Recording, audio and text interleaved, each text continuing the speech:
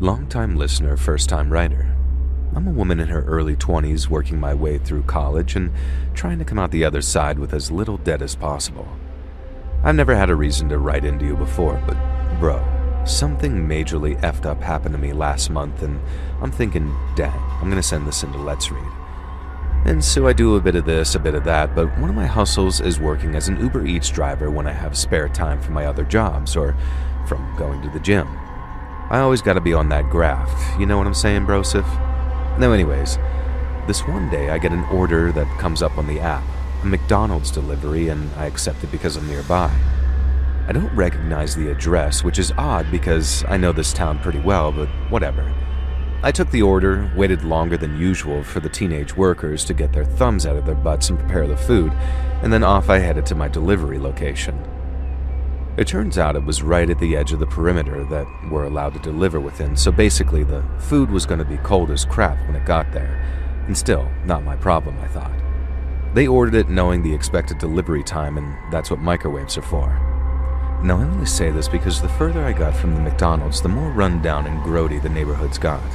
We started in a sort of rundown urban area in the first place and then drove through a suburb that looked like it had been cursed by the demon of poverty itself. It kind of looked like the way movies portrayed Detroit when they're trying to emphasize how bad it can be, but also maybe even more abandoned. There was barely any graffiti, which was weird. Like even the criminals and the youth gangs didn't want to hang out in this area, it seemed. And no wonder I'd never heard of the place before. Now, I heard fear being described on a podcast as bone prickles not long ago, and that term struck me as perfect. Driving with this goddamn McDonald's, the smell of fries and Big Macs making me feel kinda sick, I started suffering with the bone prickles. And the moment I heard the guy say that phrase in the podcast, I knew exactly what he meant. It's like when your entire body tingles and prickles thanks to some kind of unspecified fear, and I was feeling this just by driving to the delivery location. Now, eventually I reached this address and it was on the very edge of some rundown suburbia. Now, if this house had been the only occupied property on the block, I wouldn't have been surprised. The rest of the houses were completely dark, boarded up and run down. This one house had light spilling out of every window and chill, relaxing music playing loud enough for me to hear as I pulled up to the curb outside. Some kind of pop punk or something kind of fun. Now I manhandled the bag that keeps the food warm, although with how long it had taken to arrive at that location, I didn't have much faith in their fries being hot anymore. Again, everything had fallen within the promised delivery time, so no issues there. I hauled butt up the driveway, surprised at how heavy their food order was, and I knocked. It took a few knocks before the volume of the music inside lowered, and the door was answered by a pretty-looking guy, a very reassuring gentleman. Now, he must have been in his mid-20s, and he was wearing a band tee and had a goofy expression that made me think that he might have been stoned. Now, I explained that I was there to deliver the food, and he yelled back in the house that some chick was here with the McDonald's had anyone ordered any food. I explained that that was a pretty large order, so maybe it was for a bunch of them, and he seemed pretty confused by this. Now, he said that there was only 3 of them in the house, and they'd recently gotten a delivery pizza, so he couldn't really explain who'd ordered the McDonald's. I showed him the app and confirmed 100% that the address was correct, and he asked me to wait on the porch while he went and checked with the rest of the guys, and so I was just stuck standing there while I heard vague noises from within. Muffled voices turned into banging and almost shouting, and I began to feel that bone prickle again. Eventually, this goofy streamer reappeared at the front door. Now remember, I still had the food in the thermal bag at this point, and he apologized profusely, saying he was an idiot and the other guys had ordered McDonald's as well as pizza, and everything was all good. However, just as I started to unzip the bag, he told me to hang on because they wanted to offer me a tip. I told them they could do it through the app and they didn't have to do it at all, but this guy was absolutely adamant that they were going to give me $10 for the trouble, so if I could just wait on the porch again, he'd head inside and get the cash. Now, who even keeps cash around these days, to be honest? Now anyways, this time he left the door open just enough for me to see inside. The front door opened into the living room, and I was kind of impressed how clean and frankly awesome the place looked. They had framed posters on the wall, a couple of pinball tables in the corner, and an expensive-looking flat-screen TV. Now, this didn't seem to be the room that they were hanging out in either, and I sort of nosily peered around to see where my new delivery friend had gone to find my tip. Now, I saw him milling about back and forth past the door to what seemed to be a kitchen, and then calling out down a set of stairs to what looked like a basement. I wondered if they had an even more impressive home theater system down there or something, and I wondered if it was just one of those cases where someone with money buys a house that looks run down from the outside in an abandoned neighborhood area and then just uses the crappy exterior to actually mask a really awesome dwelling. Now still, it was none of my business. Now eventually my new friend came back with $10.69 and I just politely laughed at the obvious joke. Now I finally fished out the huge bags of McDonald's out of the insulated bag, and I could tell already that by now they were cold, and I figured I just wouldn't make mention of it. This guy had kept me on the porch long enough at this point. Now after thanks and some goodbyes, I headed back to my car, got in, and then checked for more jobs. There was another one at the same McDonald's, so I figured why not. It had just come through, so by the time I reached the restaurant, the order should be ready. So I started to drive off. I have one of those reversing cameras in my car, and I admit I rely on it a little bit too much, so my rearview mirror isn't perfectly aligned like it should be. Instead, it lets me view the back seat, something I'd adjusted for it recently when I was taking my niece and nephew out for, ironically, McDonald's. And as such, glancing into the rearview mirror allowed me to notice that there was someone lying on the floor in the back seat. Now, I could tell he was a guy in his mid-20s, and I also could tell that he was holding some kind of weird knife, and I don't know how to describe it. It was clearly some type of kitchen implement, but I'd never seen a knife like that before. And I suddenly realized that the delivery customers had kept me at the door for so long without turning back to my own vehicle that it could have allowed one of them to actually slip inside. Now, I didn't expect to be more than a minute or two, so I didn't lock the car behind me, and now I was regretting that immensely. What the hell did this guy have planned for me? He was just laying there, staring off blankly like he was waiting for something, clutching that kitchen blade. Now obviously, whatever he had planned was nothing good, and the first thing I did was I decided to do a stop looking in the rearview mirror, and I didn't want him to see that I'd seen him. Now obviously, this was all happening within a split second. My heart was absolutely pounding, and I was certain that this was how I would die, with my throat slit as I was heading to an Uber Eats delivery. Now up ahead, I saw the lights of a gas station. I kept my speed normal and I didn't allow myself to react at all, and then moments before I reached the turning into the gas station, I shot forward, screeched into the parking lot, leapt out of my car, and then ran into that gas station.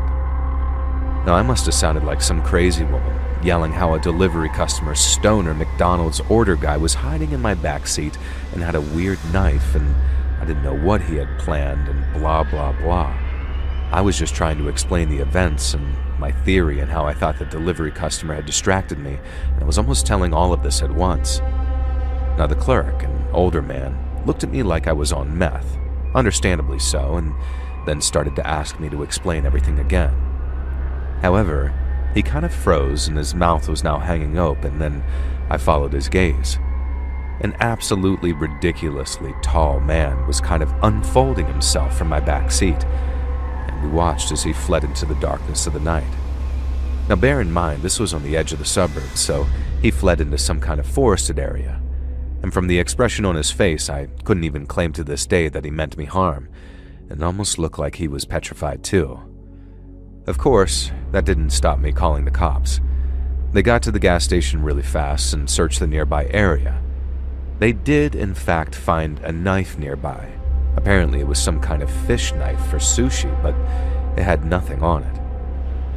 When they paid to visit the delivery customers, they were just as baffled as I was.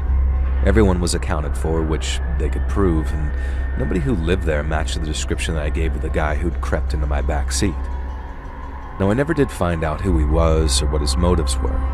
I didn't quit my delivery job or anything silly like that. I just took to actually locking the car door whenever I stepped out to make a delivery, regardless of how brief I thought I would be. And I always check the back seat no matter what. Something tells me that the guy hiding out in my car didn't mean me harm, but the look of fear and alarm on his face as we watched him flee makes me think that someone out there would have done us more harm than I can even fathom if they'd found it. It's one of those creepy mysteries that I'm grateful didn't turn into an unsolved murder and has finally given me something to write into you about. But like they say, be careful what you wish for, because I feel like this was a cautionary tale where the lesson is that it's far better not to wish you had a scary story to share with internet people.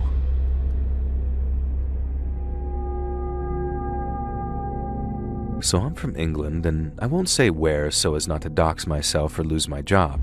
But I'm a postwoman, or a postie as we say here, and I love my job. I work a rural route, and I've been on the same route for years, thanks to some pleading and a friendship with the head postmaster.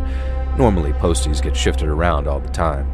And so I kind of know everyone on my little route, at least everyone who makes themselves known to me anyway. There was Stu, a mature student who would always be waiting at the door whenever the mail came and shared his latest work on marine biology with me. I hadn't started out as being remotely interested in marine biology, but Stu had mentioned a few things in passing, and I'd been hooked, pun intended. Now there was old Mrs. Rader, who always seemed to have some insane medical ailment, which she'd relay to me with the greatest of glee, and I became convinced that she was a medical miracle. And then there was the Four Bottoms, an extremely flamboyant glam rock band by night and a middle-aged polycule who enjoyed cardigans and gardening by day. And then there was Joe and Joanne, two twins with rich parents who often got Amazon parcels in the mail. And I've never seen two kids who were more spoiled but more grateful for everything they'd got. Now the one guy I never got to know was Farmer McKay, the allegedly grouchy postman-hating farmer who lived in the small holding on the outskirts of town. Now to call it a farm would be extremely generous, but it did have a few goats, a couple of sheep, a pig, and some chickens. And it was also filthy, even by farm standards, and as far as I know, he made an entire living selling eggs and milk to locals. Now I gotta admit, I prefer Sainsbury's. Now one day, for the first time in about 6 years of doing this route, I was shocked to find that I had a collection for McKay's farm. Not everyone knows this, but you can book Royal Mail to collect parcels, often for free, instead of having to take them to a post office. McKay had booked a free collection with instructions absolutely not to knock and disturb him, but instead find the package in an outhouse which he kindly uploaded the picture of so there was no mistaking it. Now I made sure that I wore my wellies that day as I didn't fancy wading across the sludge that McKay called a yard. It turns out I made the right call because the mud leading to the safe place outhouse was almost up to my ankles. When I opened the outhouse, I was met with a smell that almost made me gag. I didn't even want to look at what else he kept in there, but thankfully the Royal Mailbox was visible right at the front, so I grabbed it and headed back to my van. Now halfway back to my vehicle, I noticed that the parcel was leaking.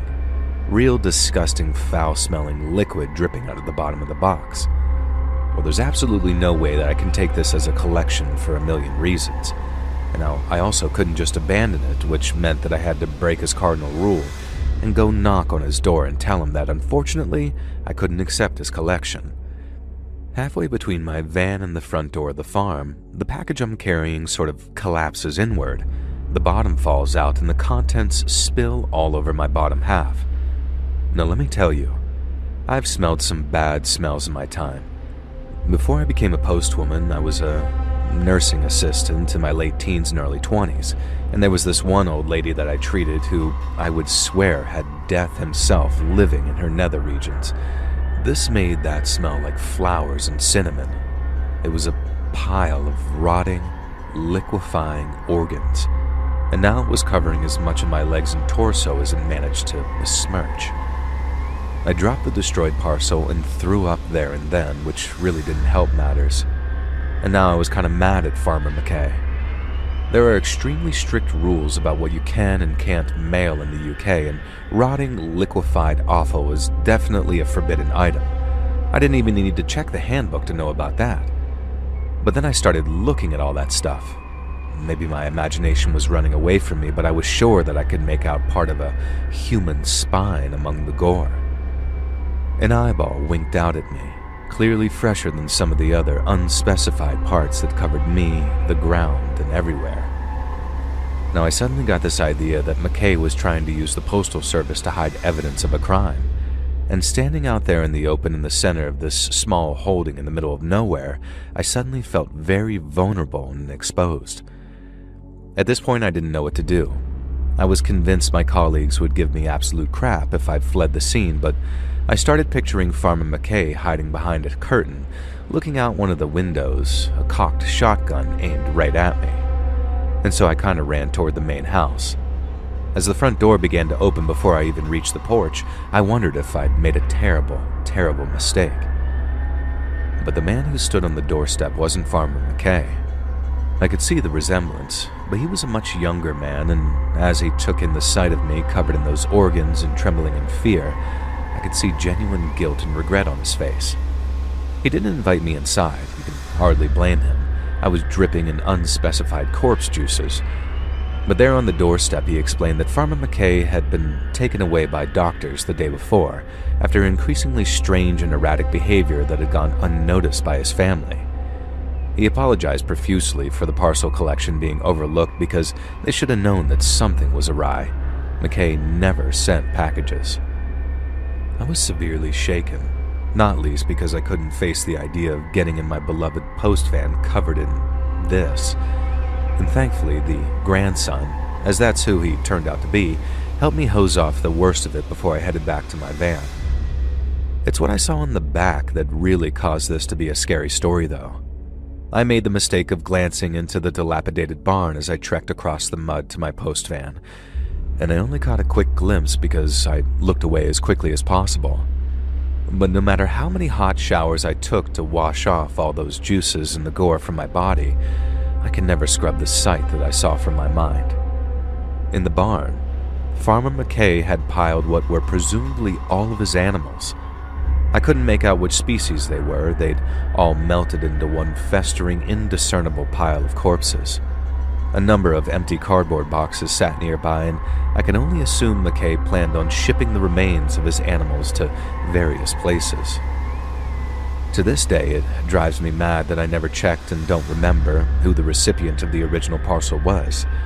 I have no idea what his motive was for mailing these liquefied parts, and I guess that's partly the problem with whatever was wrong with him, dementia or whatever had befallen him.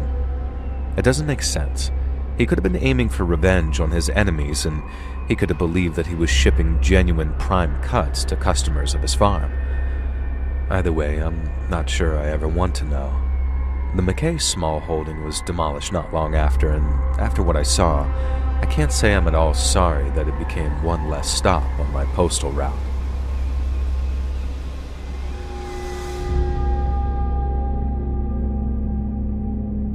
No, I'm just going to admit this up front.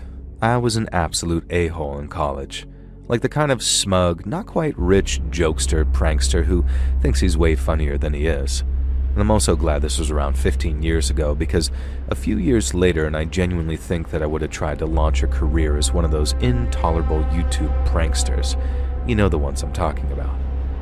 Now thankfully my pranking days extended solely to being the class clown, and this led to a certain fraternity paying attention to me and encouraging me to pledge, so I did.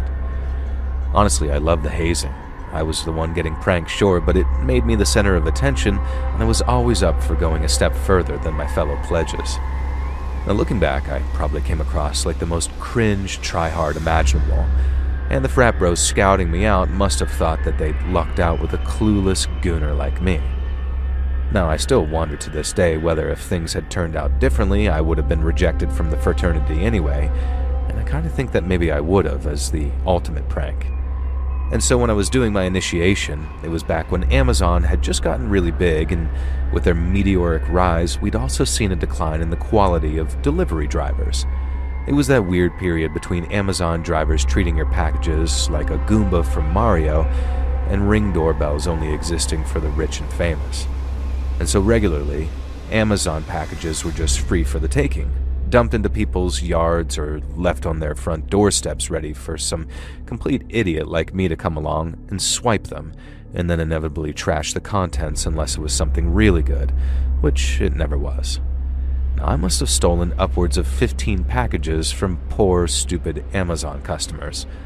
Now, one time I got a box of lingerie, and another time there was this wiener pump, and those are literally the only two remotely interesting things I stole. Mostly I just took people's vitamins, a dog bowl, a little plush toy, and some exercise equipment and other assorted stuff. And then one day, I saw it. A large, tantalizing package sitting on a doorstep just there for the taking. It had to be something good, like a microwave oven or a custom kitchen delivery. It just had to be, and I knew it. Now, I could feel it in my bones, so I had my idiot cameraman, another pledge, film me creeping up to do a crab walk in a hoodie and jeans like I was some type of Temu iDubbbz.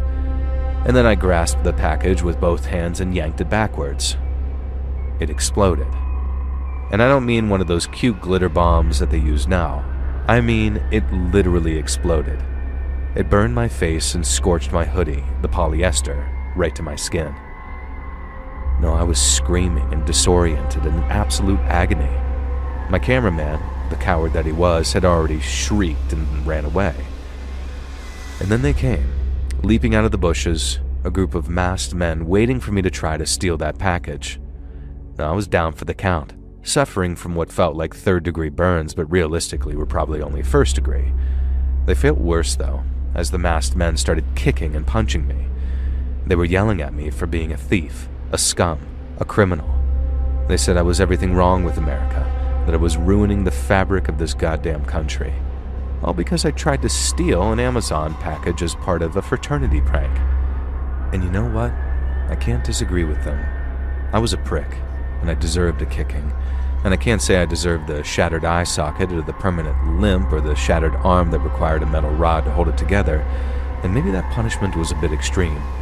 But at the time, I did convince myself I deserved it. And the paramedics were called by a neighbor, obviously, long after the masked men had disappeared. But I told them I was jumped by a gang of young people from a rival college, and no, I had no idea who they were, and I preferred that they didn't pursue the crime if possible. And the cops honestly seemed all too happy to oblige. Less work, less paperwork, I guess. And I really did convince myself that I had it coming, and maybe I was right. Maybe I did. But here's the really weird part, though.